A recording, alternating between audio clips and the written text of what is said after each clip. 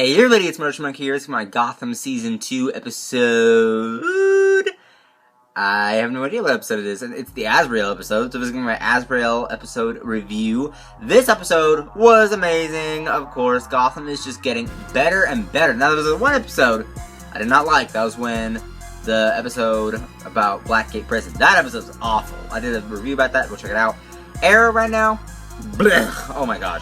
They made so many mistakes in their recent episode. So I feel like The Flash, I was rewatching a little bit of Season 1 Flash, to me has gone down in quality. Just a tad, but it's still good. It's still great. Supergirl, that finale was good, but it wasn't great. And then, and then Legends of Tomorrow. But Legends of Tomorrow has been really good. So far, I think Gotham and Legends are up there. Maybe Flash is like right behind them. Arrow's down here. Supergirl's kind of like tied with Arrow. So yeah, but Gotham's pretty much the only comic book show right now, DC wise anyway. I don't know about the Marvel shows, but in DC shows right now, that is just stepping up every episode. They had a little slump, but they came back from it. Every episode, they're doing amazing. So let's talk about this episode.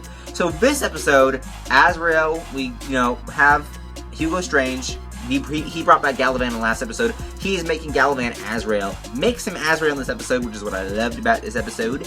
He gets the sword, the costume, everything. It is just, wow. Like, it just makes sense. It's so good. And then when he has the cape, and he has, Galavan has, the suit, he was at GCPD fighting all those guys. That's kind of, to me, an Easter egg to Arkham. It feels like an Arkham style, like whenever he swoops down and gets those guys, or takes them out silently. He doesn't have a grappling hook or anything like that, but, it feels like he's silent takedowning those guys, except he's killing them. Like, he's murderous, right?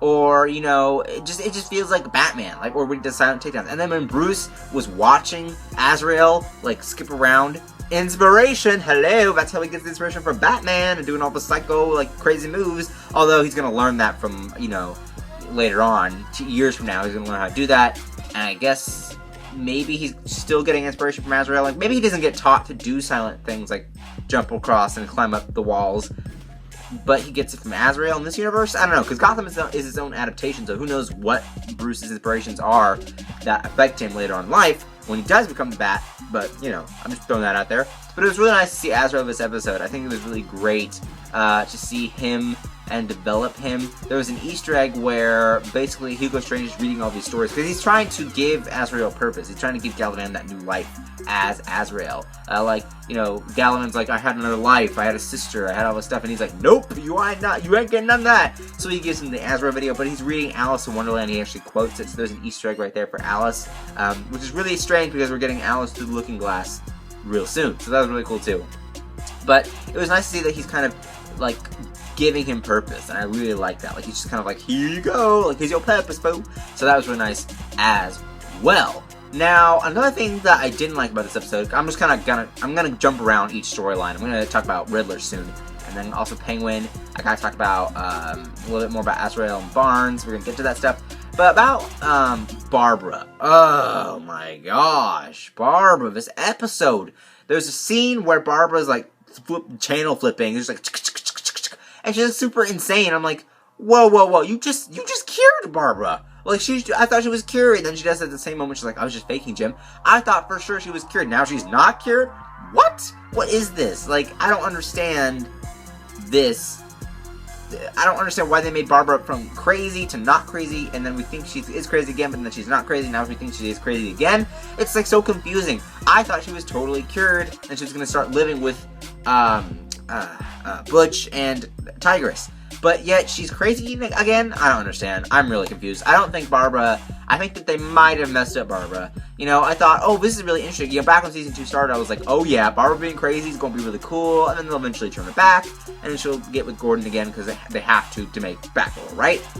But this is just awful now. I feel like I loved what they did with it early in the season, but now it's just kind of I don't think they know quite what to do with Barbara. I don't know if they know how to write her in the story. Because they did well with her when she got out of Arkham, but now they're right back to square one with her because they wrote her back crazy again. And I feel like that was just to get that fun, Butch stuff in there. It was she's like, who wants some lime? Butch is like, oh, I feel like that's the only reason why they made her crazy again, to just have that fun moment with Butch and Tigress. What? No, you don't do that. you give Barbara character development. You don't get her crazy just to make a joke. So I don't understand that. That was actually kind of frustrating to me, but it was still great. So let's talk about the Riddler, because he was fantastic this episode. Corey Michael Smith, I wish he wasn't on Gotham so that he could play the Riddler in a Batman movie. That's how much I want Riddler on a Batman movie. Sorry, Jim Carrey, but Corey Michael Smith makes the best Riddler I've ever seen. Animated version or live action version. He's just so good. He is so good as the Riddler because he just like gives you that chill. He's kind of creepy, but yet he's intellectual, like intimidating, but yet he says the wrong things. And it's like really cool how he kind of interacted with Hugo Strange this episode, psychologically profiled all the other people in that wing that he was in. And then he also was like, I want the bug zapper. Like, that was just so cool. He just portrayed Riddler. He was hilarious. I love that he had like his own minions. He was planning this whole thing. I want to see where this story goes. I think Corey Michael Smith is fantastic. I love this guy. This guy just plays the best Riddler I've ever seen. Again, sorry Jim Carrey, but I'm sorry. You gotta give this one to Corey Michael Smith. And he literally, I want to see what he does with this character going on season 3. I want to see what they do with him. Do they make him full on like they did with Mr. Freeze? Do they make him full on Riddler and just kind of keep bringing him back? Or do they do him as Ed, but not yet Riddler? Like, I don't know what they're gonna do. I just want to see more. It was so cool to watch him do his thing. I want to see it 10 more times, a billion times. I don't even care. Just give him purpose. Like, really. Like, give him best storylines, and we'll be fine. But yeah, it was really nice to see him. I don't know where his plan is going from here, and that he finds Indian Hill. I was expecting some Easter eggs, like a end credit scene with him, not just him looking into the hallway of Indian Hill. But we're gonna find out what happens next. Like, is Hugo Strange gonna catch him? Is he gonna escape in time? Is he going to go down there and do his own experiments? Who knows? Like, I can't wait to see what happens with that storyline. Now, going on to Penguin. Penguin makes kind of like a cameo. He is still in his father's house with his stepmother's dead body, which is kind of gross. But he was watching, he knows the Galavan is alive now. He is gonna go crazy, even more psychotic, I believe, in my opinion. And he is just gonna go nuts. I cannot wait to see what he's gonna do next. So that was just a little cameo that we got over there. And then, Gordon. This episode, I feel like Gordon had a tough time. I am all for Barnes' death. I feel like I loved Barnes when he was introduced. I'm really sad that Michael Chiklis is not going to be on the show any longer. But it's just like, I loved Barnes when he was created. But now it's kind of annoying because he's like, no, Gordon, you can't do this. I don't have time to play them. I don't. Like, it was like, stop ranting about Gordon's life. I feel like we'd have a whole, we had basically 30 minutes of the episode would probably just Gordon, you can't do this. Gordon, you're not gonna be able to do this because I'm gonna lock you up in here. I keep you safe from Gotham. It's like, no, please, just stop. Just let Gordon do what he wants. He's going to be commissioner soon. He's gonna work with Batman soon in a few years. Let him do as he pleases. But it's so now he is dead. He was killed by Azrael in this episode. It was a pretty good death. They just keep killing their captains. The first captain, dead. This captain, dead. Who's the next captain? Bullock? Is he gonna die? So it's how many captains can they have until there are no more captains available? I have no idea, but it was a good scene though. I feel like the first I can't remember her name. Captain Zubrina Guviera played her. But her death, a lot more emotional, I feel like, because I loved her character. I loved her character. I wanted her to stay season 3. And then maybe kill her off. Although it might have been more devastating if they kept her any longer. But yeah, it was still more emotional than this death. This death I was like, okay, that's admirable, that's nice. But this death, that was emotional. With Jerome and the GCPD assault, that was crazy. It was really good. It was really nice. I liked it. But this death, yeah, it was still nice too. Really nice. I liked it. It was cool. Yeah, I think I pretty much covered the bases. I love Bruce Wayne actually also talking to Barnes.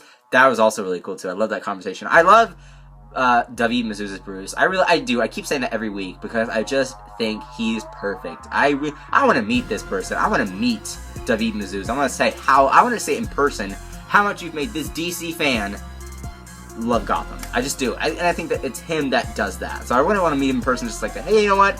You are Bruce Wayne. Ben Affleck's Bruce Wayne. I can share both of you people. I can watch both of you. But I'll have more fun watching you every week because you do your thing. You do Bruce. You're great at Bruce. So yeah, overall this episode was actually really good. I really did like it. It was fine. I liked how it went all the way through. Peabody, Mrs. Peabody. I think that she's gonna turn on Strange. I think that she initially signed up to do experiments, But I feel like this is going too far for her. I feel like she's going to turn on him. There was actually an Easter egg in this episode where she's like, he's mad as a Hatter. So does that mean Mad Hatter is coming? I think they actually confirmed him. Or at least talked about him. I think Bruno Heller talked about him earlier this year, or maybe last year. Can't remember for sure, but they talked about Mad Hatter. I know that for sure. So who knows when he's coming on the screen. But what did you guys think of this episode of Gotham? Comment down below. What do you guys think Azrael is going to be doing next week? Links up there to my... Or wait, is he in next week? What do you think Azrael is going to be doing the rest of the season? Links up there to my Twitter, Instagram, Vine, and vlog channel, Sims channel. Links up there to my Twitter, or links up there to my other Gotham videos. I'm sorry, guys. I'm confused. I don't know what's going on. Like and favorite this video. Don't forget to subscribe, and I will see you guys later. Bye-bye.